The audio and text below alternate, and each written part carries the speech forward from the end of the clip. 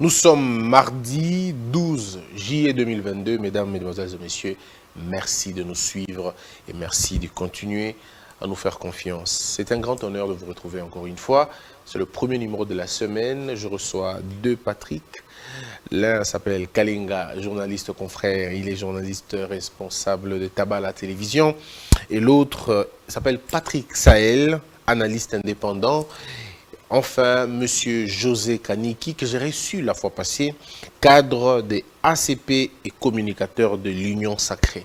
Ensemble, une seule question, la convoitise mondiale à la portée de la RDC. On en parle aujourd'hui, comment nous faire respecter, mais aussi, bien évidemment, les regards des autres sur nous. Alors, messieurs et dames, l'actualité, en image tout de suite. La RDC à la porte de la convoitise mondiale, c'est une question que se pose la rédaction de Congo Buzz. Depuis près de 3 décennies, la République démocratique du Congo est victime de la convoitise de ses ressources naturelles. Cuivre, cobalt, or, diamant, uranium. En tant que première en cette matière qui alimente l'économie de notre politique et surtout notre pays, l'industrialisation de puissance mondiale dépendent pour la plupart des cas de ce que nous possédons. Pour y accéder, l'opposition dominante recourt parfois aux groupes terroristes et autres forces négatives pour déstabiliser l'Est de la RDC, occasionnant donc des pertes en vies humaines. Et le projet de sa balkanisation par les marionnettes déjà pointées du doigt, dont le Rwanda, l'Ouganda et le Burundi et autres sujets congolais. En tout cas, cette épineuse question nécessite une mobilisation tous azimuts des Congolais pour freiner l'hémorragie. Signé la rédaction. Mesdames et messieurs, on va donc discuter de ce que représente le Congo sur l'échiquier international et comment faire pour finalement nous réapproprier la force que nous avons. Et puis on va aussi analyser les 20 dernières années, sinon les 25 dernières années, en commençant par l'AFDEL. On en parle tout à l'heure avec nos invités. On commence par le premier qui fait pour la première fois qu'il participe dans cette émission. Monsieur Patrick Sahel, comment allez-vous? Je vais très bien, merci beaucoup Christian. Je suis très heureux d'être là. J'ai aimé le cadre et quand mon ami m'a appelé pour me dire que je devais participer à l'émission, j'étais très heureux parce que j'attendais cette invitation. Merci. Et bien voilà, c'est arrivé, je suis très content. Alors, vous êtes indépendant. Voilà. Avec indépendant, on va en parler. Quelle est l'image que vous avez quand on vous parle de la RDC? Est-ce que c'est l'image des 100 millions d'habitants? Est-ce que c'est l'image de 2 400 000 et quelques kilomètres, 1000 kilomètres? Quelle est l'image qui vous revient en premier? L'image qui me vient en premier, c'est tout ça là, mais aussi c'est, j'aime bien dire, c'est l'image de celui-là qui est indépendant mais qui s'ignore. C'est-à-dire que j'étais quelque part, je disais, la RDC c'est un pays où les dirigeants sont sous l'emprise des colons, mais le peuple il est libre aujourd'hui. La RDC c'est le Congo, mon pays, c'est cet endroit où beaucoup veulent arriver. Mais ceux qui sont à l'intérieur se disent, nous, on va pas bien ici, il faut qu'on aille ailleurs. C'est-à-dire que c'est Eldorado des autres, pour les autres. Mais pour ceux qui sont à l'intérieur, ils s'ignorent. C'est-à-dire que on attend que la manne vienne d'ailleurs alors que nous produisons la manne chez nous. Mais qu'est-ce qui justifie ce paradoxe? C'est parce qu'on nous a chanté les matières premières avant, sans nous dire qu'il y avait une matière primaire, d'abord l'homme. Il lui fallu qu'on en forme d'abord cet homme-là qui va gérer les matières qu'il y a dans son pays, la RDC. Mais cet homme, au moment où il n'est pas géré, au moment où il n'est pas formé, la personne va se dire, c'est que j'ai ici comme matière première, par exemple, qu'est-ce que je peux en faire? Alors, le Belge, l'Anglais, l'Américain, il viendra, parce que lui, il sait ce qu'il faut en faire. Il vient, il trompe la personne qui est maître de ces matières premières, et parce que cette personne que j'ai appelée la matière primaire n'est pas formée, il va céder ses richesses à la personne qui va mieux l'utiliser pour le revendre sous une autre forme à un prix exorbitant. Alors, est-ce que vous pensez aujourd'hui que nous subissons, la vie? Est-ce que nous sommes en train de subir une sorte de dictat intellectuel, philosophique, idéologique? Ou vous pensez que nous ignorons tout simplement? Nous ignorons parce que ce dictat-là, c'est lui-là qui veut, parce que vous avez parlé de 3 décennies, je reviens à ça. Oui. Moi, je veux dire à M. Christian Boussembe que ça a commencé en 1895. Quand le Congo était encore Congo belge, entre 1885 et 1908, c'est là que le Belge avait compris que ce peuple a la manne, mais ce peuple s'ignore. Cette ignorance a commencé là. Mais après 1908, le colon, vous voulez le Belge, a ramené l'école en RDC, a ramené l'instruction.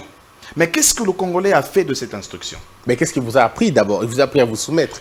Il vous a appris à croire, pas à raisonner. Oui, le maître est devant et vous ne posez pas de questions. Oui, mais malheureusement, vous ne posez pas des questions embarrassantes. Au début, vous répétez ce que le maître vous a dit de dire. Au début, c'était ça, Christian. Oui. Vous n'allez pas oublier parce que tout ce que nous subissons jusqu'à aujourd'hui, parce que même l'école subit le programme belge. Exact. Même l'école. Mais même à un moment donné, un programme qui a déjà changé chez eux. Ils ont changé le programme chez eux. Je disais d'ailleurs, aujourd'hui, nous parlons de. Il n'y a pas très longtemps, on a parlé des reliques de Lumumba. Oui. Même le documentaire qui parle de Lumumba, chez eux, le documentaire a changé. Mais chez nous, ici, ça n'a pas encore changé. Encore que c'est truqué déjà, ces documentaires. Vous voyez quand même, c'est-à-dire que maintenant, c'est à l'homme qui a l'impression de se réveiller. Cet homme qui est debout doit rester éveillé. Okay. Il est réveillé, oui, mais il doit rester éveillé pour que, aujourd'hui, vous savez, ici au Congo, nous avons beaucoup d'églises de réveil, mais qui ne sont pas éveillées, malheureusement. C'est ça aussi la typologie de cet homme congolais. Il est réveillé, mais pas éveillé, parce que ça veut dire que la personne qui l'a emmené l'école, qui a emmené l'école ici, t'a emmené quelque chose qui peut te garder en mode veille. Mais le Congolais, il a utilisé l'école pour s'endormir. Alors, mais Patrick, à vous aussi, la question que je poserai, quand on parle de la RDC, qu'est-ce que vous voyez en réalité? Qu'est-ce que vous entendez? Je vais vous faire rire. J'ai entendu quelqu'un qui a dit « assez votre chanson de scandale géologique, scandale, ainsi de suite ». Il dit tout simplement « on est un scandale, point ». Ben, c'est à chacun de dire qui il est en réalité. Dans quel domaine il y a ce scandale? Merci, en tout cas, merci beaucoup Christian Bossembe. Je salue aussi le co-débatteur aujourd'hui. Le sujet est très pertinent. Alors, si je dois donner mon entendement de la RDC, selon moi, je dirais simplement que du point de vue géostratégique, la RDC a une position géographique qui lui confère, comme c'est que Frantz Fanon appelait la gâchette de l'Afrique. C'est-à-dire que la RDC, de par sa position, de par sa posture géographique, est un élément déclencheur du développement même de tous les continents africains. Mais paradoxalement, la RDC, cette partie géographique regorge en son sein des êtres humains qui sont frappés par l'obscurantisme en termes de savoir. Le savoir est une arme, vous le savez bien, Christian Bossembe, mais nous avons l'impression que les gens qui y habitent n'ont pas ce savoir-là, ne savent pas qu'ils sont sur une terre pleine de richesses, pleine de minéraux, qui peut, dans une certaine mesure, développer ce pays. Donc ils ignorent tout simplement. On est pauvre, mais assis sur de l'or. Effectivement, on est pauvre du point de vue aussi du savoir. Oui. Parce qu'à partir du moment où on définit le peuple par sa capacité à transformer son environnement, un peuple différent d'une foule et en même temps, un peuple qui ne transforme pas son environnement, c'est un peuple qui est ignorant. En Grèce antique, l'ignorance était un péché. Mais aujourd'hui, qu'est-ce qu'on fait de nos universités, par exemple? L'université, de par sa définition, son essence, c'est là où il y a des élites. Une élite dont le rôle est de réfléchir sur des questions qui assaillent la société et de proposer des pistes de solutions par rapport à ce problème-là. Mais nos universités aujourd'hui, nos professeurs, entre guillemets, les revendications des universitaires, les revendications des chercheurs, au lieu de se focaliser sur la recherche, nous sommes plutôt sur des jeeps. Nous devons aussi avoir des jeeps. Ah ben c'est la lutte du lucre. Voilà. Le lucre l'a emporté sur la science, sur la connaissance. Effectivement, au point que nous oublions qu'il y a des enjeux géostratégiques par rapport à ces minerais, à ces ressources naturelles. La problématique que nous allons passer au peigne fin aujourd'hui, c'est quoi? C'est que ces richesses-là, la position de la RDC, le place dans une espèce de convoitise des autres pays. Les autres pays convoitent la RDC. Convoitent la RDC parce qu'ils y voient de minerais, ils y voient de richesses. Pour parler du Rwanda, par exemple, pour aller droit au but. Le Rwanda, par exemple, le Rwanda a toujours convoiter la partie est de la République, les Kivu. Parce que vous savez que la partie est, le Kivu, est appelée la Suisse de l'Afrique centrale. Et donc, du coup, cette partie-là a 256 000 km² de terre fertile. Le potentiel touristique est tellement énorme. Les richesses, le cuivre, l'or, etc. est tellement énorme au point qu'en 1998, il y a eu une guerre, un affrontement entre l'armée ougandaise, l'armée rwandaise dans le sol, dans notre territoire.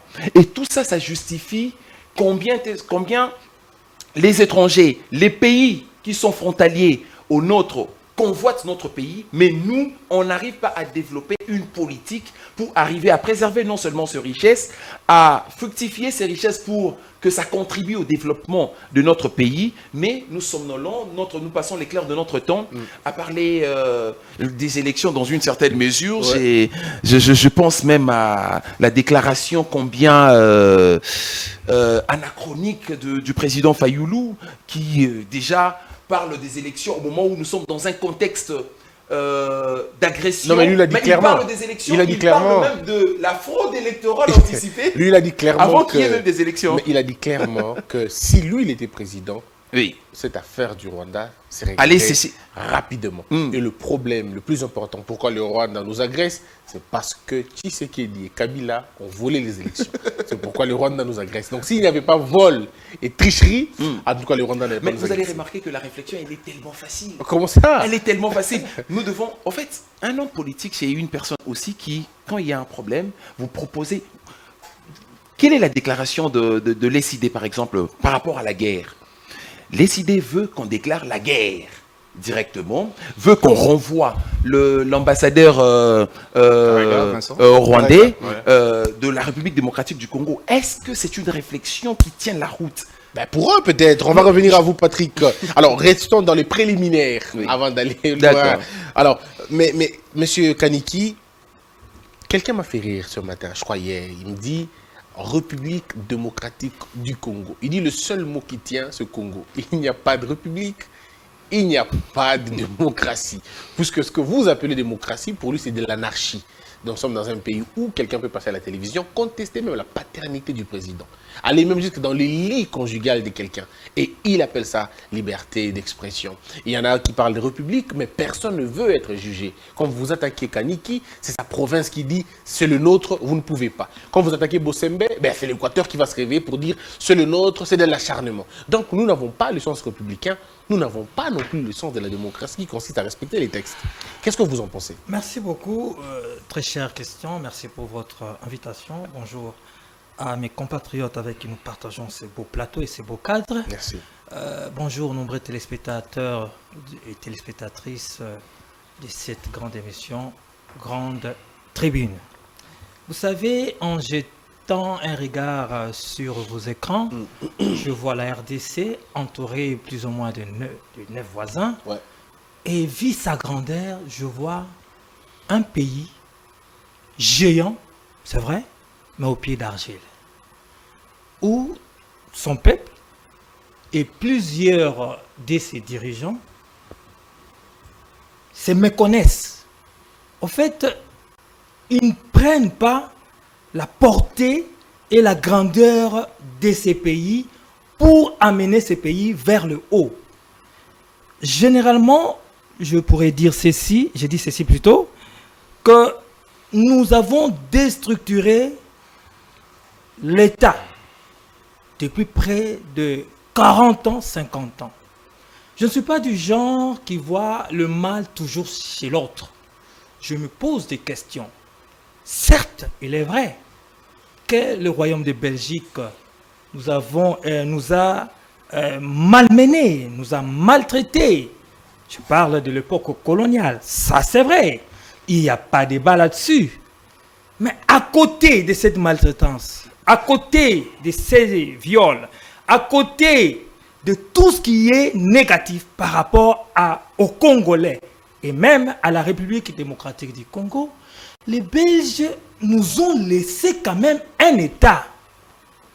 Les infrastructures, au niveau sportif, au niveau éducationnel, nous avons eu quand même à l'époque une armée. Bref, l'État était la fonction publique, j'ajoute. Nous avons eu quand même un pays, on nous a légué quand même un pays structuré. Un État, une nation. Mais qu'est-ce que nous avons fait après l'indépendance? Qu'est-ce que nous avons eu à faire de ces pays? De tout ce que les Belges nous ont laissé? Nous l'avons tout simplement déstructuré. Mais vous savez, Kaniki, que nous n'avons pas attendu 2 ans pour parler sécession. Après juste l'indépendance, je me pose la question. On n'a pas fait 3 ans, l'État n'a pas résisté. Exactement. Alors, quel État on nous a confié? Et voilà. Même pas Oui, 3 mois. même pas 3 mois, puisque Effectivement. l'indépendance qu'on a obtenue, et vous le savez d'ailleurs, je ne vous informe pas, vous savez que la loi fondamentale était rédigée en mai. Ça veut dire Exactement. 1 mois avant que nous ayons l'indépendance. Exactement. Et pas un seul noir. Et aussitôt que nous avons repris les rênes de ces pays, c'était la lutte de leadership, Ouais. la lutte du pouvoir, sans penser Congo, Ouais. sans penser comment faire pour pérenniser le côté positif de ce que nous avaient laissé, disons, les Belges. Et voilà, nous sommes tombés si bas. Mais aujourd'hui, nous essayons de nous relever. Vous nous parliez tantôt de nous n'avons pas une république, la démocratie. Non. Donc c'était juste une question. Effectivement, il il faudrait préciser quand même, nous avons combattu pour gagner cette démocratie. Et ce pays est un pays démocratique. Mais un processus démocratique s'est construit. Ça s'est construit dans le temps et dans l'espace. Et depuis plusieurs années, nous avons quand même évolué. Vous n'avez qu'à comparer avec ce qui se passe chez nos 9 voisins. Vous allez comprendre qu'ici, nous avons évolué. Mais seulement dans toute évolution, il y a toujours ce qui est négatif. Des dérapages. Des dérapages, nous pouvons le mettre dans ce sens-là. Nous avons quand même une république. Au-delà de tout ce que nous pouvons dire, certaines personnes qui sont tribalistes, qui disent des choses qui vont à l'encontre du vivre ensemble comme État-nation, mais au moins aujourd'hui, 60 ans après, tout Congolais ressortissant de tous les coins et recoins de la République demeurent profondément congolais. Ils sont restés congolais. Et ça nous donne cette force-là de continuer à faire et à mener un combat contre cette balkanisation. Parce que vous savez ce qui arrive un peu avec cette affaire de l'Est, avec cette guerre d'agression, on va parler de la convoitise. Dès la sortie, dès que nous avons eu à avoir notre indépendance, eh bien, nous avons senti que les multinationales se sont entrés dedans pour gagner le Congo économiquement. Pourquoi? Parce que nous sommes un scandale géologique et j'en passe. Donc, c'est tout ça. On a tellement entendu. Ah oui. On est un scandale Oui, géologique. mais 60 ans après, Oui. ça tient encore. Oui. Et toute cette guerre, si le Rwanda, si nous étions un pays pauvre, je ne pense pas que ces pays voisins auront eu à avoir des visées sur notre territoire. Peut-être vous êtes pauvre d'esprit, pauvre d'idées, pauvre de structure, pauvre d'organisation. Ça aussi, Oui. c'est une vérité. Voilà pourquoi c'est à 3 niveaux, cette convoitise, cette bêtise même. C'est au niveau international, multinational, les multinationales. Et au niveau sous-régional, qui profitent, ces pays voisins qui profitent de l'insécurité, du désordre. Mais malheureusement, cher Christian, il y a aussi des Congolais, des nationaux qui donnent de la perche à tous ces multinationales, à tous ces pays agresseurs. Donc vous comprenez qu'à la fin, nous devons tout simplement nous restructurer, nous remobiliser et être derrière, dans un sens général, derrière les institutions, parce qu'au moins avec ces régimes, cher Christian, ces régimes veulent faire avancer les choses. Très bien. Ce régime veut faire avancer les choses, mais dans l'entretemps, qu'est-ce qui se passe? Quelqu'un dit par exemple, vous avez ce que vous ne possédez pas. Voilà. Et quand vous vous mettez à réfléchir sur cette phrase, ça vous interpelle à différents niveaux, mais surtout à différentes façons de voir les choses. Qu'est-ce que vous en pensez, vous, Patrick? qu'est-ce qui se passe exactement? Qu'est-ce qui est à la base de cette situation? 62 ans après, aucun secteur ne fleurit comme il faut. Voilà. J'aime bien le terme que Christian a utilisé. Vous avez ce que vous ne possédez pas. Ouais. Mais voilà. Je vois aussi le grand thème de ce que nous partageons aujourd'hui, c'est la RDC à la porte de la convoitise mondiale. Ouais. C'est-à-dire que ces gens-là que d'aucuns appelleraient la communauté internationale, que d'autres, j'ai entendu de la bouche de Manix, ça dit les multinationaux. Ces entreprises multinationales qui arrivent. Au fait, qu'est-ce qui se passe? Moi, je dis, il y a eu seulement changement de terme. Le terme colon a été remplacé par allié. Et quand ils sont arrivés, nos alliés d'aujourd'hui, quand ils sont arrivés, ils ont fait de prospection. Cher Christian, je vais vous parler de ce qui se passe à l'est de notre pays. Allez-y. Je parle de Goma. Oui. Vous savez, il y a une tour de contrôle à Goma, l'aéroport de Goma. Mais cette tour de contrôle ne sait pas prendre tout l'espace de l'est. Alors, qu'est-ce qui se passe pendant qu'il y a des avions commerciaux au-dessus de l'est de mon pays? Ça se passe de relais. Il se passe de relais avec les tours des pays voisins. Rwanda, Ouganda, Burundi. Et qu'est-ce qui se passe?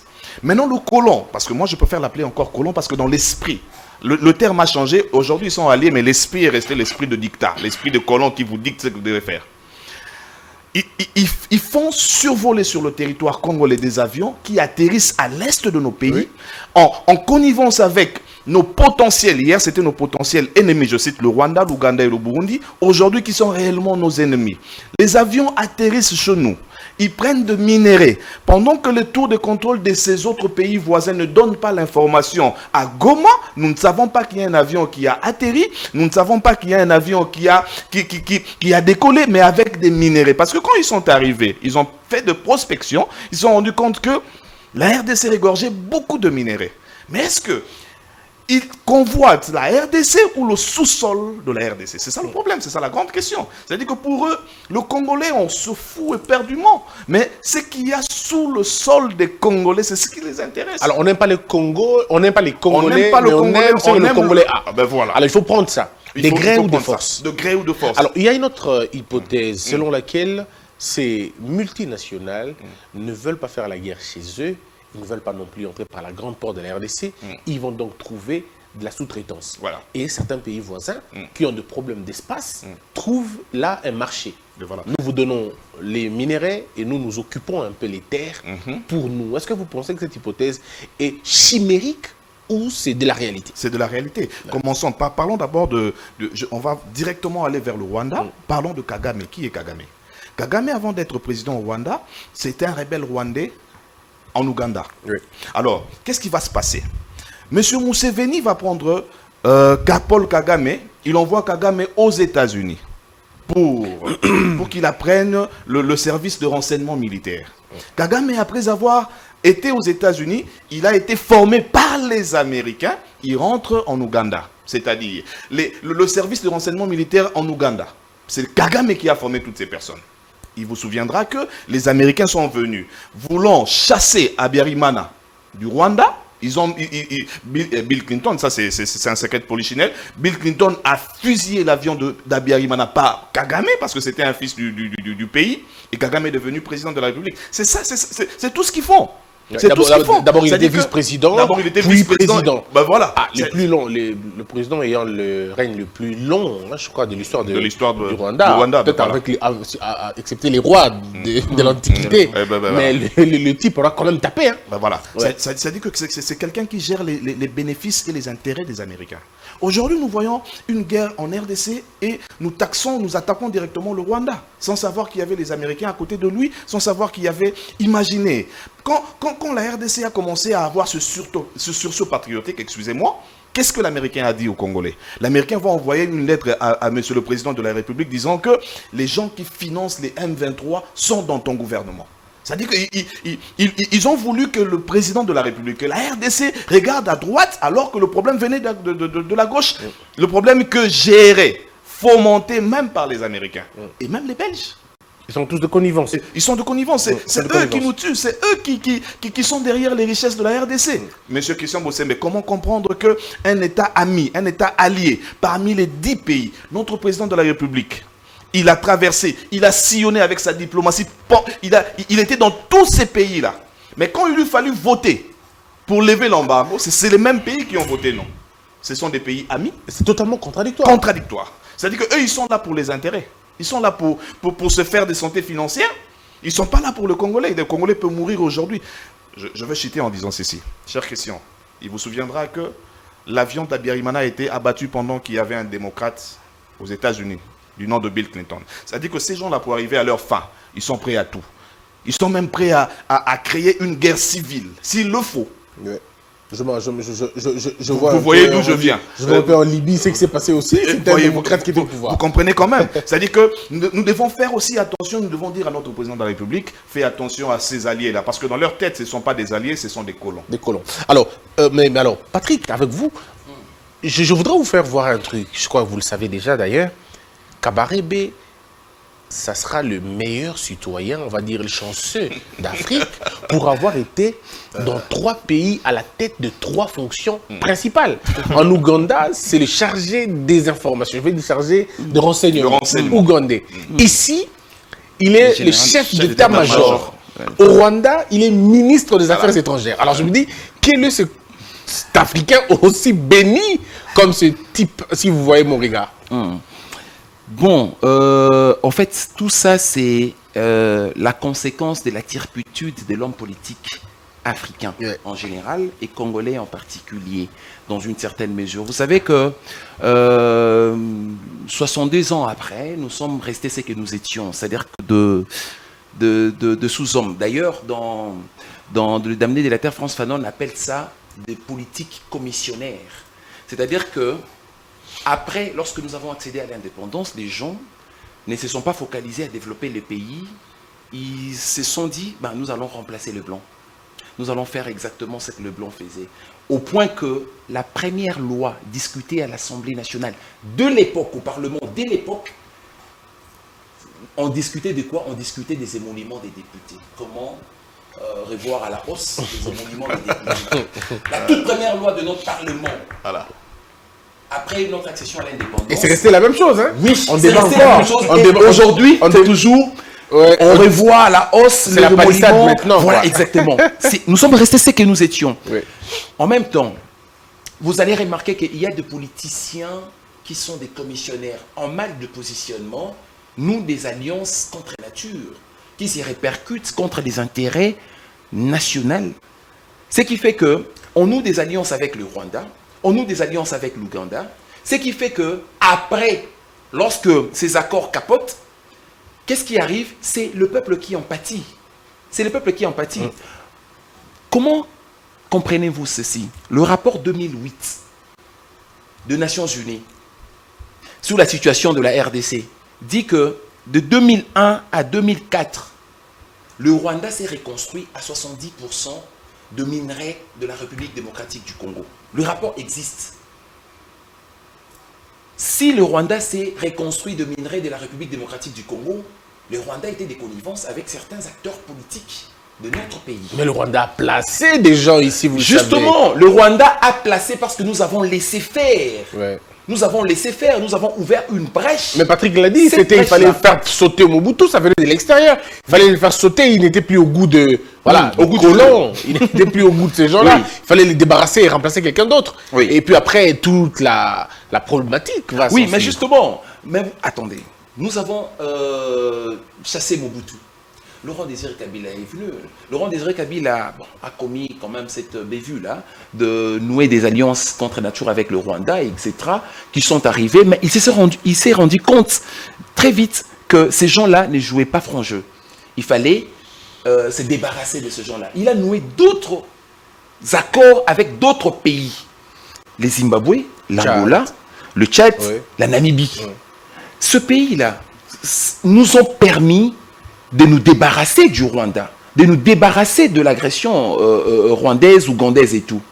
Mais aujourd'hui, par exemple, quand je regarde les accords, l'adhésion officielle, par exemple, de la République démocratique du Congo à l'EIAC, lorsque je pense qu'en 1958, Kwame Nkrumah avait déjà jugé, pas d'un bon oeil, la création cette force régionale, parce que à l'origine de la création de l'EAC, c'est quoi? C'est de créer un État fédéral. Un État fédéral qui aura la même unité politique, la même unité géographique et la même unité économique.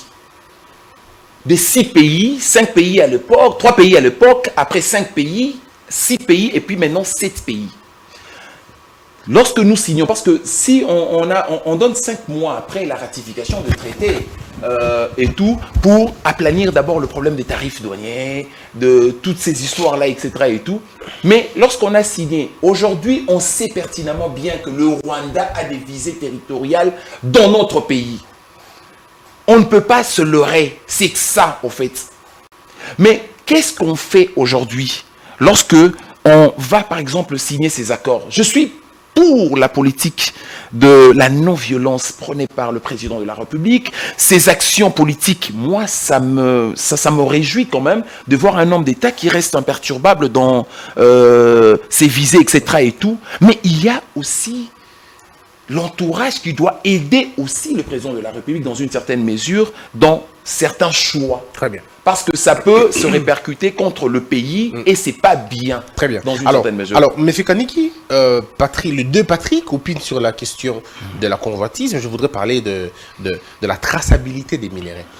Mais il est très facile de tracer nos minéraux pour savoir que le Rwanda ne dispose pas des grandes industries pouvant transformer ce que nous avons. Sinon, il n'y a pas récemment qu'ils ont amené une raffinerie et puis après une autre. Mais on sait tous que nos minéraux finissent dans les grandes industries internationales. Nous pouvons donc suivre nos minéraux où elles partent. Nous savons que lorsque l'aéronautique a besoin, c'est notre coltan qui aide. Nous savons quand on a besoin de téléphones, c'est encore notre cobalt qui aide. On sait quand on a besoin aujourd'hui, par exemple, de voitures avec batterie et tout ça, on sait que ça va être le lithium. Donc, on sait tracer ces choses-là. Pourquoi nous ne le faisons pas à l'intérieur déjà? Merci beaucoup, très cher Christian. Il faudrait d'abord préciser ici que, en fait, la RDC est une belle femme. Une très belle femme même. Alors, la RDC ne peut pas s'offusquer d'être convoitée. Mais seulement la RDC doit s'assumer. En mais fait, ça, c'est pas qu'il y a la convoitise, on dirait ça, c'est un viol. On amène une petite fille, on l'amène dans une maison et on commence à faire des choses. J'allais dire que... Violer de multiples manières. C'est pas possible. En fait, j'allais dire ceci, que la RDC doit s'assumer, elle doit être capable de dire oui quand il est faux, mais surtout d'être capable de dire non. Mais c'est quand elle dit non je vais utiliser un terme qui va peut-être choquer, mais qu'on la pénètre violemment, puisque les Rwandais entrent sur notre sol sans notre accord. Vous avez l'Ouganda qui entre sans notre sol. Patrick l'a même dit, on peut abattre un président sans notre propre accord. Tout à fait d'accord avec vous. Voilà pourquoi le chef de l'État, lorsqu'il arrive au pouvoir, l'ayant compris, il se décide de jeter des ponts. Okay. Parce qu'en fait, on ne s'organise pas, il n'y a pas un pays qui s'organise pendant la période de guerre. C'est quasiment impossible. Parce que la guerre a des implications négatives sur les infrastructures, sur les vivre ensemble. Donc, il faut un temps de paix. Or, nous avons connu un pays depuis 25 ans en guerre perpétuelle. Voilà pourquoi le chef de l'État, dans sa diplomatie, il s'est dit, je vais chez ceux-là, les Occidentaux donc, où résident les multinationales. Parce que c'est là où il y a intérêt de tous nos minéraux, de toutes nos richesses. Il a fallu parlementer, démontrer que nous pouvons dialoguer, nous pouvons faire du win-win, du gagnant-gagnant. Mais malheureusement, ces multinationales sont habituées depuis 25 ans à piller nos richesses à 100% en passant par les pays voisins. Ça pouvait tenir 4 mois, 5 mois, voire une année. Mais après, lorsqu'on se rend compte que le win-win, je parle de ces occidentaux ou ces multinationales, lorsqu'ils se rendent compte qu'ils ne gagnent plus par rapport au pillage, eh bien, ils ramènent la guerre. À travers, bien sûr, la sous-région, avec ces pays rwandais, avec les Rwandais. Et au niveau de la sous-région, très cher Christian, le chef de l'État, l'ayant compris que monsieur le Rwandais, monsieur Kagame, était un habitué de l'insécurité et il bénéficiait de l'insécurité au niveau de l'Est de notre pays. Non, mais il dit que le président doit être responsable. Il dit que le président congolais doit être responsable de regarder le problème à l'intérieur. Et ce n'est pas lui. Il dit que lui n'est pas dedans, il est dans vos affaires. Mais c'est un gros mensonge, très cher Christian. Ne nous attendons pas à ce que le monsieur que vous me présentez là de l'autre côté puisse reconnaître que c'est lui l'agresseur. Non, il ne le fera jamais. Parce qu'il sait que ça serait dangereux pour lui. Voilà pourquoi il joue au faux fouillant, comme vous venez de le dire là. Au fait, j'allais dire ceci. Le chef de l'État était dans une bonne optique. Parce que le chef de l'État, lorsqu'il arrive au pouvoir, il trouve un pays à 10 millions, 12 millions de morts. Un président, un chef d'État, un politique responsable ne recherche pas d'abord la guerre. Je dis bien, d'abord la guerre. Il recherche d'abord la paix. Et la paix, on l'a fait avec qui? Avec ses ennemis. Parce qu'on ne peut pas faire la paix seul. On fait la paix avec ses ennemis. Il est allé dans cette optique-là. Mais malheureusement, le monsieur, le Rwandais, habitué à piller à sa guise les richesses de la République démocratique du Congo, et ayant compris la stratégie du président de la République, lorsqu'il signe des accords commerciaux avec le Rwanda, mais de l'autre côté, il monte déjà des usines, des raffineries d'or au niveau de Bukavu, si je ne m'abuse. Ça met mal à l'aise le monsieur. Voilà pourquoi il va exhumer les corps du M23 pour s'attaquer à la RDC une fois de plus pour que cela lui soit bénéfique parce que lui s'est construit dans l'insécurité au bénéfice de l'insécurité de la RDC. Pourquoi vous n'arrivez pas à exporter cette insécurité chez lui? Pourquoi il n'y a que lui qui peut venir chez vous?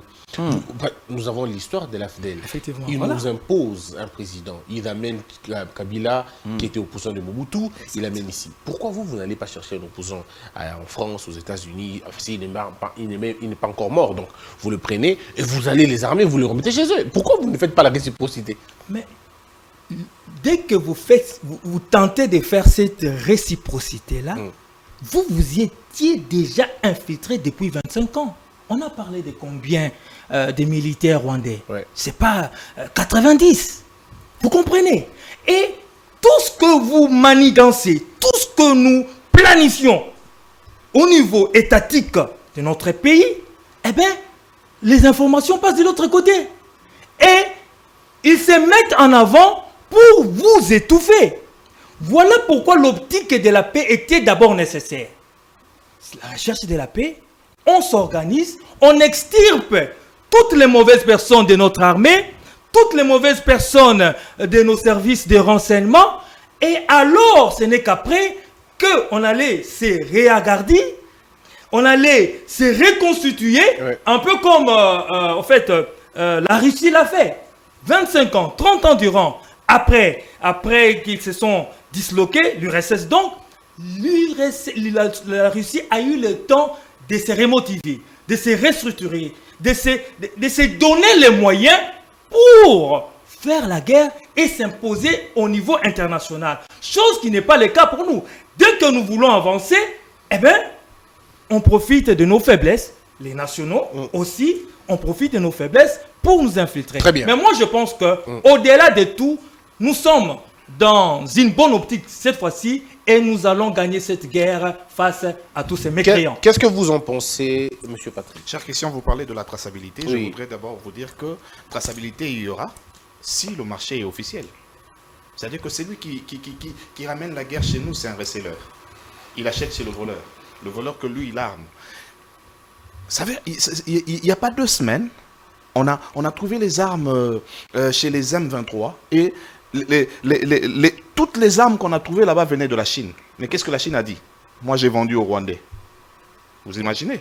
C'est-à-dire que la personne qui exporte la guerre chez nous, qui emmène la guerre chez nous, qui importe la guerre chez nous, c'est-à-dire que trouve les personnes qui peuvent, les bonnes personnes pour faire cette guerre-là. Des commissionnaires. Mais des commissionnaires. Comment on va tracer nos minerais? Il n'y a pas 2 mois ici, passez-moi cette expression, nous avons vu un assassin nous ramener la dent de la personne qui l'avait tué. Mais on a acclamé. La Belgique nous a rendu la dent de Lumumba. Mais à part la dent, il y a les masques, il y a tout ce qu'il y a dans les musées belges là-bas et chez les Français. Mais comment c'est arrivé là-bas? C'est-à-dire qu'ils ont utilisé les personnes qu'on nommerait commissionnaires aujourd'hui, mais ces personnes, quand ils arrivent, cher Christian, vous savez comment ça se passe là-bas? 100 militaires arrivent dans un village, 20 militaires ont le droit et le devoir de tirer. Les 80 autres, ils vont dans des champs, dans des mines, pour prendre des minéraux, et quand c'est bon, ils repartent. Parce qu'ils ont fait des pistes d'aviation, mais c'est ça. Les avions décollent et atterrissent. Sous l'escorte de la MONUSCO. Exactement. Sous l'escorte de la MONUSCO. Moi, je peux affirmer. Allez-y. Vous voyez, c'est au grand malheur. C'est-à-dire que ces gens-là, quand ils arrivent, ils se disent, j'ai parlé d'Abiyarimana ici. Ils n'ont pas peur de créer une guerre civile quand il faut. Aujourd'hui, nous parlons de la génocide rwandaise. Mais ce chapeau-là, nous allons faire porter qui à Kagame. Non, les Américains. Parce qu'ils savaient que si nous tuons l'avion d'Abiyarimana, les civils vont se soulever. Il y aura une guerre entre les Hutus et les Tutsis. Moi, je crains vraiment. Je prie pour que ça n'arrive pas. Je prie pour que le président de mon pays se réveille et qu'il reste éveillé aussi pour que c'est cette idée, comment je peux qualifier, de démoniaque des Américains n'arrive pas dans notre pays. Parce pour abattre le président. Au cas où ça arrivait, je réfléchis à haute voix. Ouais. Au cas où ça arrive, parce que ces gens-là, pour arriver à leur fin, ils sont prêts à tout. Au cas où ça arrivait, imaginez un peu la guerre civile qu'ils peuvent créer ici. Mais on peut contourner la situation. Oui, en offrant mieux, il ne faut pas qu'on soit tout fataliste. On peut contourner la situation. En fait, Monsieur Patrick, allez-y. Pourquoi nous avons l'impression qu'eux ont plus de stratégies que nous et qu'eux peuvent tout faire que nous, alors que nous savons tous que le Rwanda, j'ai utilisé le terme de M. Kaniki, si nous étions tous des femmes, mais la RDC est une femme rondeur, est une femme belle, est une femme mais pétillante, alors que de l'autre côté, vous savez à quoi ça ressemble, c'est une femme qui ne peut rien offrir. Voilà. Elle n'a peut-être pas des bras, mais nous avons tout et les potentiels, pouvez-vous imaginer. C'est-à-dire que nous pouvons mieux donner aux autres, c'est la façon de comment nous donnons ça aux gens. Aujourd'hui, nous réfléchissons sur qu'est-ce qu'on peut offrir. Oui. Nous avons tout à offrir, mais quelles sont les clauses? Quand j'ai commencé, ici, j'ai parlé de la matière primaire, l'homme. Cet homme congolais, hier, n'était pas cet homme, passez-moi cette expression, qui peut dealer le deal gagnant-gagnant. C'est que Kanika parlait de win-win. Oui. C'est-à-dire qu'aujourd'hui, nous sommes réveillés. Aujourd'hui, on peut dire, chers Américains, venez ici. Pourquoi utiliser le Rwanda pour tuer en RDC et prendre nos minéraux? Oui. Dis-le directement avec nous. Voilà, nous sommes prêts à offrir nos minéraux. Oui. Et vous, qu'est-ce que vous nous donnez en retour? Oui. C'est possible. Mais parce que, par exemple, M. Patrick, prenons un petit exemple. Si nous demandons, par exemple, à Toshiba, nous demandons à Sony, ou nous demandons à Samsung, ou je ne sais pas moi, Apple, on dit, venez investir chez nous. Vous ne payez pas vos taxes pendant 5 ans, mais seulement la clause, vous engagez le personnel local, vous payez votre SMIC aux gens, et l'État va gagner en termes des impôts sur le revenu, ainsi de suite. Est-ce que cette taxe d'attraction ne peut-elle pas aider? Vous savez qu'on a commencé par là. Oui. C'est-à-dire que dans toutes ces choses, il y a le climat d'affaires aussi qui compte. Il y a l'économie aussi, la stabilité économique d'un pays qui compte aussi. Il vous souviendra que dans ce pays, il y a Tata Motors, General Motors, qui était là-bas. C'est-à-dire qu'en ce temps-là, en ce temps-là, quand General Motors est arrivé, il faisait ce qu'il faisait, mais l'homme congolais, c'est ça le problème. On a détruit. La politique nous a amené dans tout ça. Maintenant, nous devons garantir à toutes ces personnes-là que le climat y est bon. Alors, mais est-ce que comme Kanik il a dit, eh ben, ils vous tiennent par ici, et puis là, ils secouent un peu la sécurité de l'autre côté, comme ça, c'est un épouvantail pour les autres, ils disent, ben, on ne peut pas venir là-bas, il y a de la guerre. Mais s'ils touchent la sécurité, il faudrait maintenant qu'il y ait des gens du terroir, les gens de chez nous, qui partent là-bas pour dire que le pays, il est calme, il est bon. Il ne faut pas que ça fasse comme ça fait dans le temps M. Alingueti, qui est allé là-bas pour dire qu'il y avait la guerre chez nous au Congo. Au contraire, il a prêché pour nous. Plutôt à lui. Ouais, il a prêché pour nous. Il est allé arranger, mais bizarrement, on s'est attaqué. Je suis en train de parler de l'homme maintenant. C'est-à-dire que les médias aussi, parce que les médias, c'est un pouvoir. Ouais. Aujourd'hui, on parle du rêve américain. C'est venu d'où? Le média. Les médias. Oui. C'est-à-dire que le média a aussi un rôle très grand à jouer dans cette affaire. C'est-à-dire que nous devons vendre autrement maintenant notre pays. Mais malheureusement, cher Patrick, vous savez qu'il y a des journalistes qui font le relais C'est pas de la question du Rwanda. Cher Christian, c'est pas parce qu'il y a le faux que le vrai n'existe pas. Ouais. À côté du faux, il y a les vrais. Ouais. Maintenant, on peut utiliser les vrais pour parler en bien de la RDC. Très bien. Et vous savez que même à l'Est là-bas, il y a des gens qui festoient. C'est pas tout l'Est qui vit le problème qu'on a aujourd'hui au Congo. Mais si nous commençons à dire aux gens qui sont dehors, les investisseurs, nous commençons à parler en bien, même de l'Est, de Goma et de Bukavu. Parce que Bondananga, c'est pas à côté. Hein. Ouais. C'est un peu plus loin. Mais vous savez, comme Kani qui le dit tout à l'heure, Jules Alinguet a dit exactement ce que vous dites. Hein. Mais je te dis, c'est la communauté congolaise qui voulait la chever carrément. Non, mais tu dis qu'il n'y a pas de guerre, tu craches. Il y a même des gens qui ont dit que tu craches sur les morts. Il dit, je suis devant les Américains qui veulent investir chez vous. Comment voulez-vous que je dise à ces gens que je dise à ces gens qu'il y a la guerre là-bas, qu'on tue les gens et puis les investisseurs viendront, ils viendront jamais. Est-ce que je dois dire, parce que je dois encore dire que Christian n'a pas relayé les propos de Alinguetti. Oui. C'est-à-dire que c'est comme ça que ça se passe. Oui, lui, il dit quelque chose, maintenant les médias doivent suivre pour relayer ce qu'un homme politique a dit. Mais c'est ce qui n'a pas été fait. Alors Patrick, qu'est-ce que vous en pensez? Aujourd'hui, comment faire pour que nous ayons une belle image?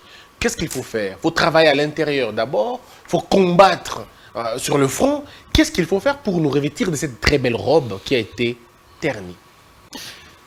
Bon, en tout cas, c'est une question en tout cas très importante, mais en même temps, c'est une question fourre-tout. Redorer notre image. Bon, pour redorer l'image, il faut d'abord connaître les causes de cette image qui est ternie dans une certaine mesure. J'ai parlé de l'homme politique qui en est la cause dans une certaine mesure, mais en même temps, je voulais dire un mot avant de répondre directement à la problématique. Je voulais dire de ce problème qui sévit dans notre pays à l'est de la République. Vous savez, lorsque on voit différentes forces régionales, ok, nous avons la SADC, la CPGEL aujourd'hui pour circuiter par CIRGEL, vous avez les EAC, etc. et tout. Toutes ces forces régionales souffrent dans une certaine mesure d'un déficit en termes de cotisation des États membres. Et dans la plupart des cas, 70% ou voire même 90% de financement de ces forces régionales, ce sont les Américains, les Occidentaux qui financent ces forces régionales. Alors, ce qui fait qu'il y a une instrumentalisation même de ces forces régionales pour avantager les Occidentaux, les financeurs dans une certaine mesure. Alors, le budget de la MONUSCO. Aujourd'hui, nous travaillons, nous sommes là, l'insécurité bat son plein depuis belle lurette. On n'arrive pas à estomper alors que nous avons la plus grande mission des Nations Unies ici chez nous, qui, on se pose la question, qu'est-ce qu'elle fait exactement dans notre pays pendant que le M23 n'arrive pas, fait face à notre armée, fait face à la MONUSCO, et même une autre brigade etc. qu'ils ont créée. Et donc, on n'arrive pas à le faire. Il faut comprendre ça. Nous devons comprendre ça parce que la MONUSCO est financée dans une certaine mesure par ces multinationales, ces Occidentaux qui financent la MONUSCO. Mais en contrepartie, qu'est-ce que la MONUSCO doit donner à ces multinationales? C'est l'enjeu au niveau de notre partie Est.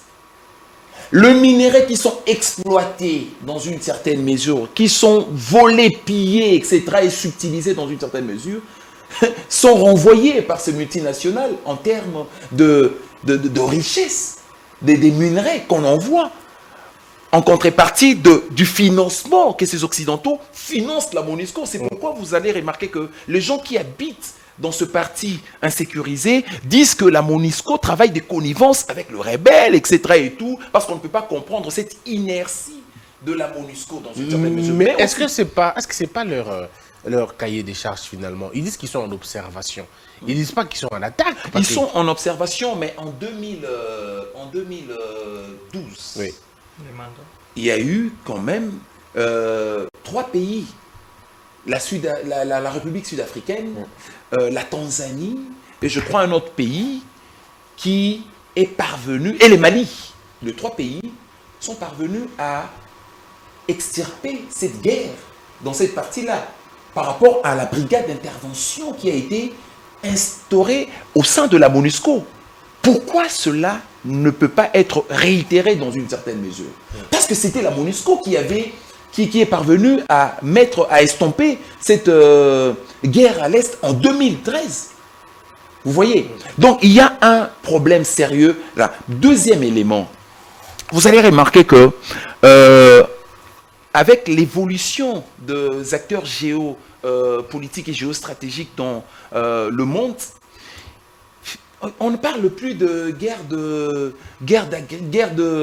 conquête, etc. et tout.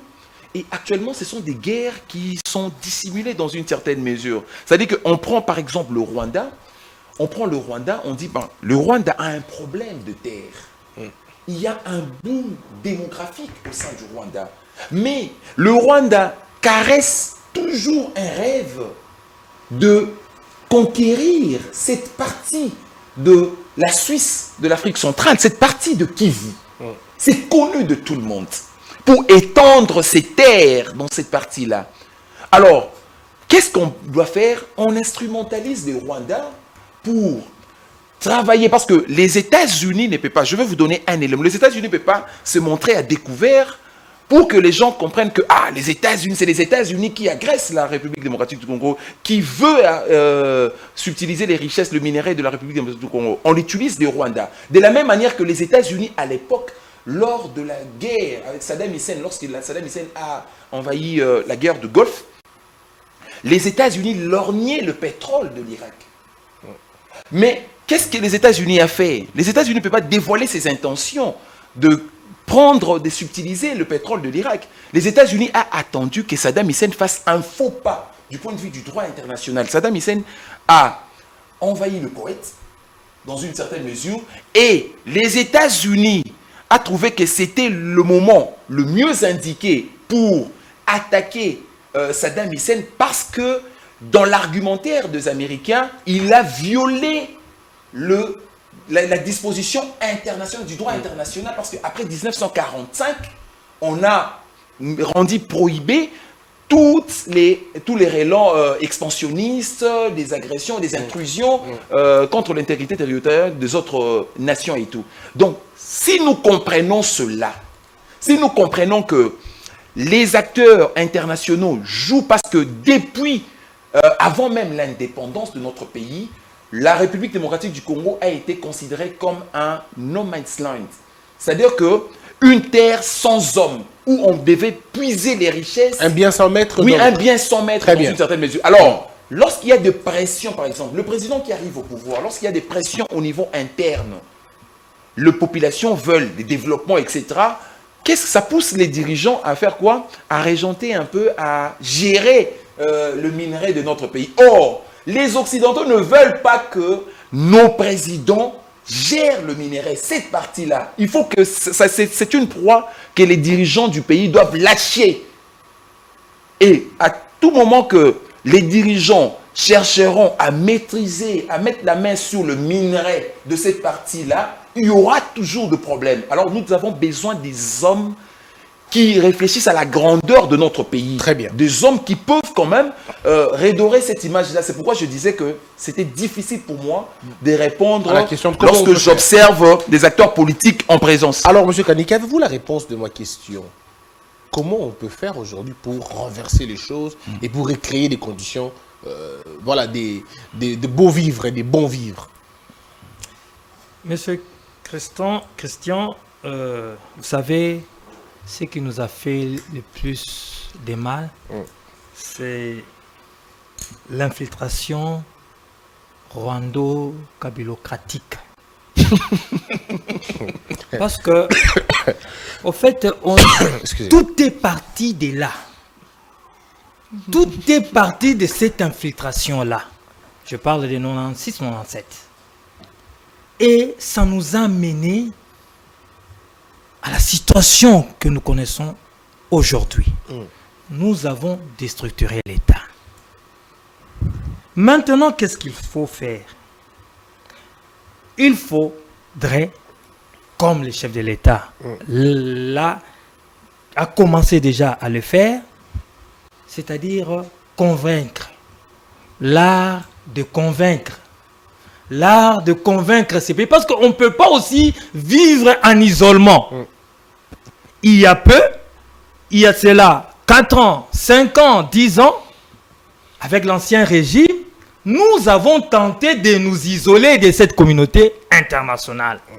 Et ça nous a encore créé des problèmes, des difficultés énormes. Maintenant, nous nous rapprochons d'eux. Nous rapprochons des Occidentaux. Nous avons tenté de nous rapprocher des pays voisins pour l'intérêt de la paix. Mais le problème ici, chers Christians, c'est qu'ils veulent nous maintenir dans les désordres. Alors, mais comment faire pour nous en sortir? Comment faire pour nous en sortir? Il faudrait nous organiser à l'interne en recherchant une paix, une certaine paix. Parce que c'est cette paix-là qui va nous permettre au fait de nous organiser. Imaginons-nous le Rwanda un jour face à la RDC organisée et réorganisée, à la RDC restructurée, structurée même, avec tous les forfaits qu'ils ont eu à faire dans ces pays. Eh bien, ils se sentiront toujours en danger face à ces géants qui est la RDC. Oui, mais ces géants, vous êtes géants au pied d'argile, tu l'as dit. Exactement. Alors, vous dites qu'il faut qu'on s'organise Exactement. pour avoir une certaine paix, pour qu'on se réorganise. Effectivement, je le disais tantôt ici. Il est difficile de s'organiser pendant la guerre. Parce que tout ce que nous pouvons enclencher comme moyens financiers, nous allons les déverser dans la guerre. Et là, ça va mettre en difficulté la bonne marche du pays dans d'autres secteurs. La fonction publique, les paiements et tout, et j'en passe. Voilà pourquoi j'ai dit ceci. Le chef de l'État, lorsqu'il arriva au pouvoir, il a compris que ces messieurs veulent nous maintenir dans les désordres. Allons dans l'optique de la paix. Mais malheureusement, on nous impose cette même guerre-là. Et nous sommes obligés de faire cette guerre. Parce que nous sommes en légitime défense. Et la guerre, nous allons la faire et nous la faisons déjà. Parce que l'objectif final, c'est quoi? Avec tous ces unités, ces régiments, cette armée qui se restructure petit à petit. C'est pourquoi? C'est pour sécuriser nos frontières. C'est pour regagner les territoires ou bien les villages perdus. Je parle ici, par exemple, de Bunagana et j'en passe. Donc, vous comprenez. Et au-delà de ça, nous ne pouvons pas refermer ou bien fermer la porte de la diplomatie. Parce que nous serons toujours obligés. Vous savez, le chef de l'État était en Russie parce que la Russie semble aujourd'hui être un partenaire fiable et viable. Ouais, mais qui s'est abstenu. Qui s'est aussi abstenu. Il s'est abstenu, il n'a pas imposé quoi que ce soit là-bas. Il nous a laissé tomber. Et c'était ça le malheur. Parce que moi, j'attendais la Chine. Et la Chine moi, n'a pas je même imposé m'attendais, son droit de veto. si les 10 pays ont voté non, eh bien, la Russie et la Chine devaient s'afficher clairement. Pas dans des déclarations, mais dans les votes. Et même le Kenya qui a été le seul pays à être présent lors de l'investiture du président de la République, qui s'est montré, genre, on va dire, celui qui sait faire la médiation et tout, mais là, il s'est tué. Effectivement, voilà. Donc, en fait, la RDC, c'est comme si la RDC seule. Mais alors, comment faire pour que l'on soit accompagné, Patrick? Comment faire pour que l'on soit accompagné? Parce que là, il nous reste plus que 15 ou 20 minutes. Parlons-en directement des propositions. Qu'est-ce que vous pensez? Est-ce que vous pensez aujourd'hui que si nous commençons la politique de la transformation de nos propres minéraux, est-ce que ça peut changer la donne, comme avec la Malaisie, l'Indonésie, avec Singapour? Si nous commençons aujourd'hui à transformer le cobalt chez nous, le coltan chez nous, le lithium chez nous, est-ce que ça peut changer la donne? Cher Christian, j'en viens. J'aimerais rajouter quelque chose. Mouzé ayant compris qu'il ne menait pas la guerre contre... Parce que de fois, on parle des Rwandais, alors que le problème, c'est Kagame. C'est Kagame le pion des Américains. Mouzé ayant compris toutes ces choses, il a compris que la guerre ne se faisait pas que contre les Rwandais ou les Ougandais, si vous voulez, le Burundais, mais c'était les Américains et les Belges cachés. Je cite sa fameuse phrase, la guerre sera populaire. C'est-à-dire Longue et populaire. C'est-à-dire que c'est le peuple qui doit prendre les choses en main. Mais il a dit aussi qu'il faut ramener la guerre d'où elle est venue. Ouais, oui, ça aussi, mais d'abord, le peuple doit prendre... Quand on dit le peuple doit se soulever, c'est pas créer beaucoup de choses mauvaises ici au Congo. Non, le peuple doit se prendre en charge, savoir que nous combattons contre les Américains. Mais il y a aussi une solution. J'ai pas le décor de ce qu'était Kagame avant, qu'il soit président de la République au Rwanda. Mais il y a une force ici au Congo qu'on a appelée une mutualisation de force entre la RDC et l'Ouganda. Mais ces gens-là, nous partageons même les renseignements militaires avec eux. C'est un danger. Comment on peut partager les renseignements militaires avec nos potentiels? Ça, ce ne sont plus des potentiels. Avec l'Ouganda, parce que quand ADF frappe au Congo, il se replie en Ouganda. Quand les M23 frappent ici, il se replie au Rwanda. C'est-à-dire qu'on peut déjà commencer à couper ce lien-là, couper ce bras-là avec Ouganda. Même avec cette mutualisation de force, arrêtez un peu cette histoire-là. La transformation de nos minéraux, oui. On a déjà commencé, vous voyez, à Goma. Mais il faut bien parler avec les clients. Est-ce que le client, il vient avec ce pouvoir d'achat? C'est-à-dire que si... Parce que le client, il est malin. Hein. Quand il te propose un prix, tu refuses ce prix-là, et lui, il va là-bas, il met, je ne sais pas qu'est-ce qu'ils font, il dit que le diamant du Congo ne peut plus être vendu. C'est comme ça qu'il fait. Il fait un lobbying. C'est-à-dire qu'il fait son lobbying, il est grand. Mais nous devons avoir aussi un lobby grand aussi, c'est ça le problème. Pourquoi nous pensons qu'on doit toujours subir? Le mal, c'est que il y a certaines personnes qui viennent ici dans nos pays ou en RDC, c'est seulement pendant certaines périodes. On va voir quelqu'un qui vient avant les élections. Je vis aux États-Unis, j'ai 45 avions, j'ai beaucoup d'argent. Mais ces gens-là, si ce sont des personnes vraies, si ce ne sont pas des personnes créées pour le besoin de la cause, c'est le moment d'utiliser ces mêmes personnes-là pour créer une force afin que le potentiel client qui vient, vous avez parlé de la Russie, moi, je vous sens venir, vous parlez de qui? Hein, Patrick, t'as vu, hein? Il parle, là, je suis en train d'imaginer. Mais voilà, ils viennent ici, ils disent que j'ai beaucoup de choses. J'ai beaucoup de choses aux États-Unis, et puis quand ils viennent ici, on voit même pas vous voyez un peu. Mais il est temps que toutes ces personnes mettent les efforts, qu'on s'associe, qu'on s'organise à l'interne. Quand je parle de l'interne, c'est même les Congolais qui vivent à l'étranger. Fabriquer les armes, par exemple? Mais nous avons Ista ici. Vous savez, la force de Kadhafi, c'était quoi? Il a pris les ingénieurs de chez lui. Parce que quand on voit une arme, tout ce qui est la composition d'une arme, nous le trouvons ici au Congo. Ouais. Mais qu'est-ce qu'on ne peut pas faire avec nos ingénieurs? J'ai même ouï dire que parmi les ingénieurs de Kadhafi, il y a 2 Congolais. Vous imaginez? Ça ne manquera pas. Est-ce que vous savez quelle arme qui a tué chez Shinzo? Comment il s'appelle encore le premier ministre? Shinzo Abe. Oui. Ben, c'est une arme de fabrication locale. Ben voilà. C'est-à-dire c'est un monsieur de 41 ans, un chômeur, qui lui a fabriqué cette arme chez lui. Imaginez un peu. Si déjà un monsieur peut fabriquer ses armes, et comment un État ne peut pas le faire? On dit que Mobutu avait déjà des ambitions comme ça. Kabila le père. Il pensait le faire. Voilà. Je crois 2 millions, quelque chose, mais malheureusement Kabila, quand il sort l'argent, quelques temps après, le gars décède. Ben voilà. Ouais. On peut prendre les ressources internes. Oui. Nous avons la tête qu'il faut. Nous avons les matières qu'il faut. Ça c'est des solutions à long et à moyen terme. Voilà. C'est-à-dire qu'à long terme, nous prenons nos étudiants, nous prenons nos scientifiques, allez, enfermez-vous quelque part, créez-nous des armes.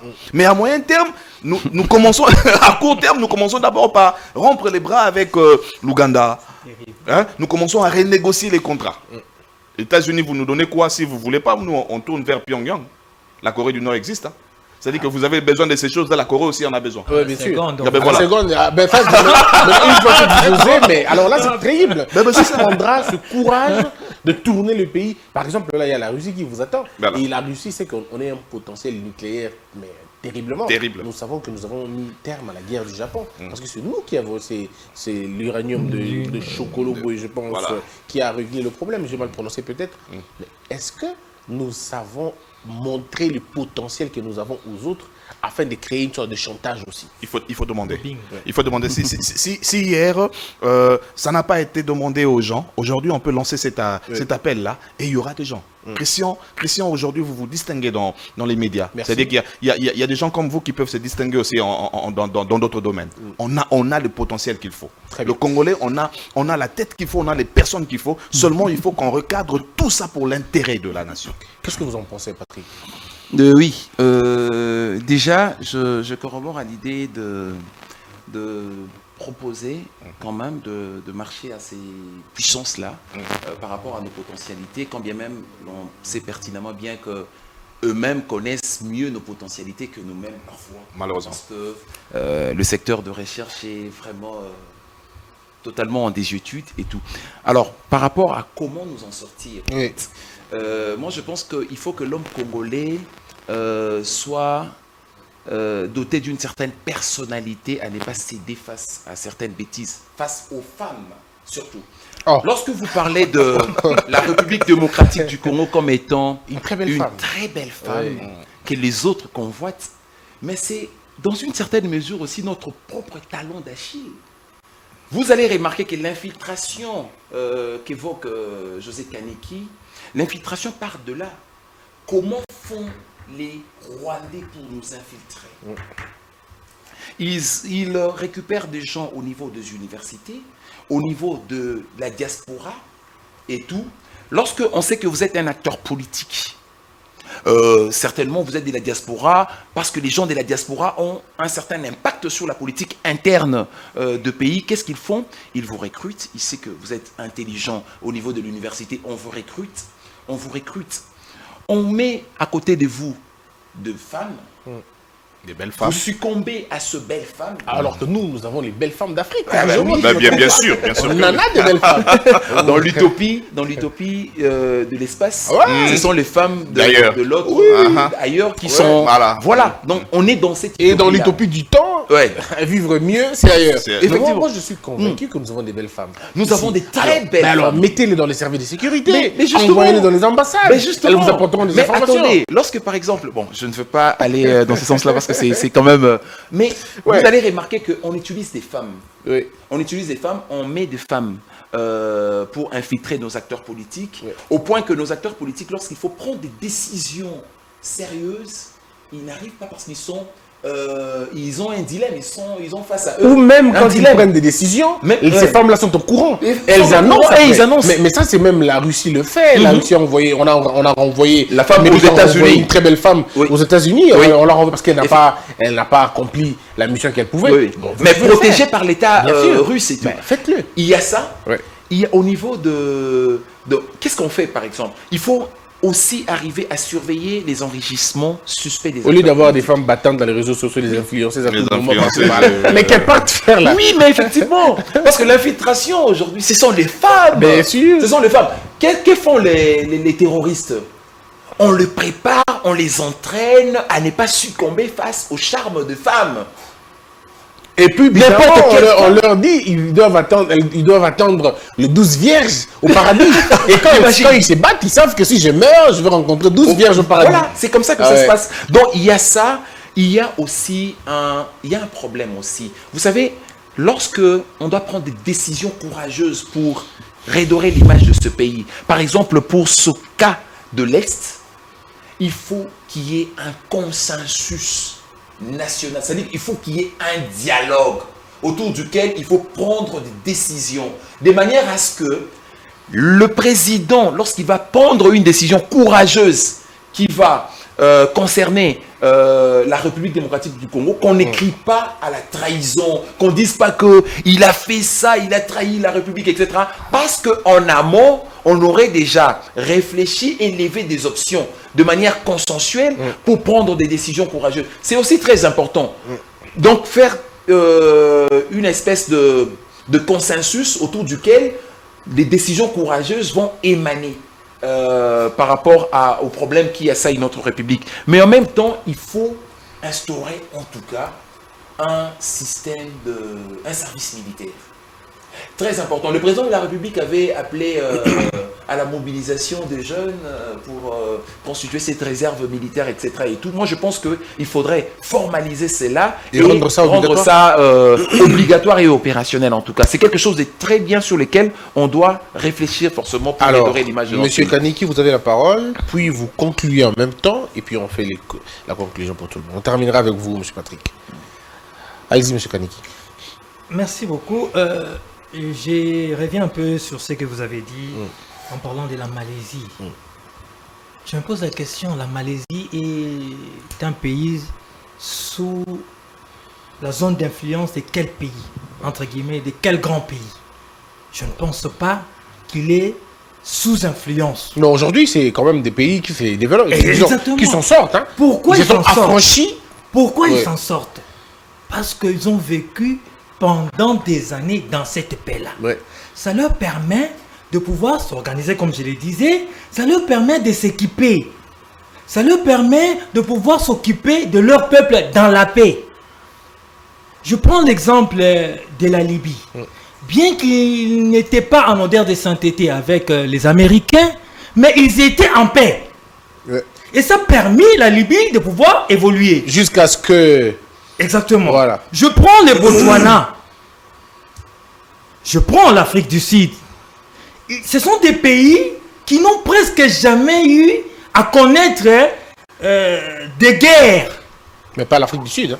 L'Afrique Oui. du Sud a connu pire parfois. Non, L'apartheid, c'était quand même quelque chose de... L'apartheid, c'est l'apartheid, c'est scandaleux, autre chose. hein. Ouais. C'est autre chose, bien sûr, je suis tout à fait d'accord avec vous. Mais je parle de la guerre, de l'infiltration, de tout ce genre de mots. Mais avec la RDC, eh bien, comme vous le disiez tantôt, une belle femme, c'est tout le monde qui tourne autour d'elle. Et pour peut-être faire des bêtises. Voilà pourquoi moi j'ai dit ceci. Et j'encourage le chef de l'État de continuer dans l'optique qu'il a y à prendre. Et vous allez remarquer pour une première fois, même les catholiques, entre guillemets, ou bien les responsables catholiques, acceptent pour une fois, depuis que le chef de l'État est là, acceptent l'approche que le chef de l'État a eu à prendre. C'est-à-dire la diplomatie d'un côté, mais de l'autre côté, l'option militaire. Et on va concomitamment par rapport à ces deux approches pour rechercher quoi? La paix. Et au-delà de ça, d'ici quelques jours, le chef de l'État va recevoir, comment on les appelle, les opérateurs économiques. C'est pourquoi? C'est pour essayer d'encadrer et d'amener à ce qu'il y ait un bon climat d'affaires. Parce que c'est là qu'on fait aussi défaut. Le problème ici, c'est quoi? Même avec ces opérateurs économiques, ce sont des hypocrites. Pourquoi ce sont des hypocrites? Parce qu'ils sont habitués à ne pas payer des taxes. Ils sont habitués à faire du n'importe quoi sur le dos des Congolais. C'est la mafia. Voilà le mot. Au fait, c'est de l'omerta. Tout le monde faisait ce qu'il voulait dans ces pays. Et maintenant, lorsque vous avez en face de vous un chef d'État qui est déterminé, qui se bat pour ramener les choses, vous avez vu comment on a descendu le ministre de l'économie. Il y a beaucoup à dire et à redire derrière cette affaire. Donc, nous voulons dire ceci pour terminer, que nous allons, c'est vrai, avec beaucoup de difficultés, aller mollo mollo, nous allons monter en puissance. Est-ce que l'approche du président, ça vous arrange? C'est la meilleure Ok. des approches. Parce que lorsque vous notez que pour l'option militaire, comme le veut certains Congolais, avons-nous déjà tous les moyens possibles, les moyens militaires pour aller en guerre face à des pays, je dis bien, à des pays qui ont pris 25 ans dans la paix, qui ont pris des armes, qui se sont achetés des armes à leur guise, pendant que nous étions, entre guillemets, sous embargo. Qu'est-ce que vous en pensez, Monsieur Patrick? Vous rebondissez bien évidemment, mais est-ce que l'approche du président, ça vous intéresse? Et puis vous concluez. J'aime bien cette approche, l'approche du président, c'est-à-dire qu'il a pris la diplomatie et à côté l'armée n'a pas baissé les bras. C'est-à-dire que j'aime dire c'est que ce dicton m'intéresse beaucoup. Parce qu'on a parlé de la RDC aujourd'hui comme une belle femme. On dit généralement que la plus belle femme au monde ne donne que ce qu'elle a. Alors, il est temps que la RDC se replie, se regarde face l'introspection. Qu'est-ce qu'on a comme ressources à l'interne? Ok? Mais il y a encore un autre dicton qui dit, au grand mot, le grand remède. C'est-à-dire que pendant que M. Félix Tshisekedi est sur le front diplomatique, l'armée n'a pas baissé ses bras. Mais moi, j'ai toujours posé cette question à un monsieur qu'on a appelé Mwanda Semi, qu'on appelle Mwanda Semi. Est-ce que ces Noirs-là ne tuent que les Congolais? Bandika? Ça ne tue que les Quinois, ça ne tue que les Congolais. C'est-à-dire que, parce que nous sommes sous embargo, tous les moyens sont possibles. On peut utiliser. Oui. C'est-à-dire que tous les moyens sont bons pour gagner une guerre. D'accord. La diplomatie à gauche, la bataille à droite. Et la sorcellerie même, s'il faut. Si ça peut nous emmener quelque chose de bon pour une fois. Juste seulement. Pourquoi pas. Merci beaucoup Merci, à vous, M. merci Patrick. bien, merci Alors, bien. on termine avec vous, Patrick Kalinga. Je crois que s'il faut placer un dernier mot, nous avons quand même beaucoup souffert par rapport à l'agression intempestive du Rwanda qui instrumentalise, j'ai même envie de dire exactement comme le président de l'Assemblée nationale, le bras armé, le bras séculier de l'armée rwandaise, le M23, mais on sait pertinemment bien aujourd'hui que c'est pas le M23, c'est le Rwanda et tout. Alors, moi je pense qu'il va falloir que nous renforcions le service de renseignement, que nous exportions cette agression de façon dissimulée au Rwanda, parce que déjà lors de l'interview de Kagame avec le journaliste de France 24, il a quand même semblé se prononcer déjà par rapport aux élections qui vont se dérouler en 2024 au Rwanda.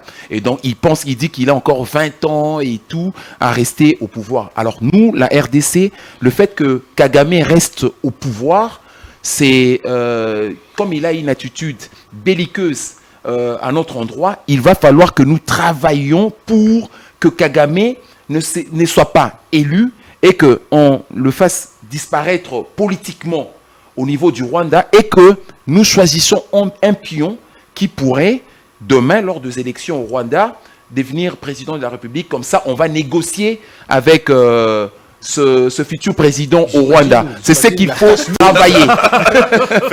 C'est ce à quoi il faut travailler. C'est que Mobutu faisait, il plaçait les présidents. Justement, et voilà. justement, vous allez remarquer qu'avec Abiyarimana, on avait, c'était vraiment une bonne entente avec le Rwanda, etc. Oui, c'était une bonne entente pour nous, le Congo, mais Oui. pour eux, c'était pour eux embêtant. Non, mais parce ils que disaient c'est que l'armée zaïroise pouvait piétiner à tout moment sur Kigali. Et celui-là, ça les arrangeait pas. il a toujours été un mercenaire, un rebelle. Et donc, il ne changera pas. Donc, il est venu le moment de changer la présidence du Rwanda. Parce que les Rwandais sont en train de souffrir, mais silencieusement. Les Rwandais ne sont pas d'accord par rapport aux agissements Je de ne Paul pense Kagame. pas, parce qu'après, Mais- c'est compliqué quand même de vivre dans un pays où vous n'avez pas la parole, où voilà. vous ne pouvez pas réfléchir, Imaginez. où il y a une émission pareille, c'est synonyme à un Ça ne peut pas. attentat. On va vous Mais arrêter. vous ne On faites va pas- vous arrêter. vous ne On peut faites même pas. vous assassiner. À Il la y a fin, même pas. des opposants politiques qui sont assassinés dans d'autres pays. Dans d'autres pays. Kagame est capable de faire cela. Il y a un opposant au régime de Ouais. Paul Kagame qui a été assassiné en Afrique du Sud. En Afrique du Sud, Est-ce ouais. que vous trouvez ça normal? Donc lui, il se permet de tout faire et nous devons le caresser dans le sens du poil. Non, Paul Kagame, non, c'est un assassin, c'est un criminel. Il faudrait employer les mêmes armes et l'employer de la plus belle manière. On peut l'évincer à la tête du Rwanda et offrir au peuple rwandais ce que nous voulons, c'est-à-dire que l'entente mutuelle, parce que nous sommes appelés et condamnés à vivre ensemble, c'est pas le peuple rwandais qui se trouve être l'adversaire du peuple congolais, mais c'est Kagame, le criminel, qu'on doit évincer. Et il ne doit pas se représenter lors des élections de 2024 au Rwanda. Vous êtes trop dur. hein. Non mais c'est clair. Vous partagez le... Ouais, c'est pas pour le moment. Je pense pas qu'on soit suffisamment outillé pour ça. Parce qu'il faut, c'est ça. Il y a beaucoup de choses qui rentrent en compte pour évincer un président, pour même travailler de manière à ce qu'il ne se représente pas. C'est le moment du travailler en tout cas. Vous moi, pensez je pense En que- une année, ça sera Vous savez, compliqué. si Mobutu était devenu fort, il faudrait le signaler, pas seul aussi. C'est parce qu'il y avait ces Occidentaux derrière. Ben, il faut d'abord créer les mais alliés malheureusement, depuis l'arrivée de la Kabylie, les curseurs, entre guillemets, internationaux, qui étaient sur notre pays, de manière positive, eh bien, il est allé vers l'Afrique de l'Est. Et l'Afrique de l'Est, qui en est les pions, eh bien, c'est Le bel et bien, Rwanda et- monsieur. Merci beaucoup à vous tous. Merci d'avoir répondu à nos questions, Merci. Patrick Sahel. Merci. Je crois que c'est la première fois, mais pas la dernière fois. J'espère. Vous aurez notre invitation à tout moment. Merci, Merci Patrick bien. Kalinga, vous êtes un habitué de cette émission. Merci, Merci. à monsieur Kaniki José, vous êtes cadre de ACP, le parti Exactement. cher au gouverneur de la ville de Kinshasa. Chantiningo Jean Villaba. Tilingo Bila, et vous êtes Très communicateur de l'Union Qui est en Sacrée. polémique avec l'UNT là. On se n'avons pas eu retrouve le temps. prochainement. Que la peur quitte vos esprits et que Dieu bénisse la RDC.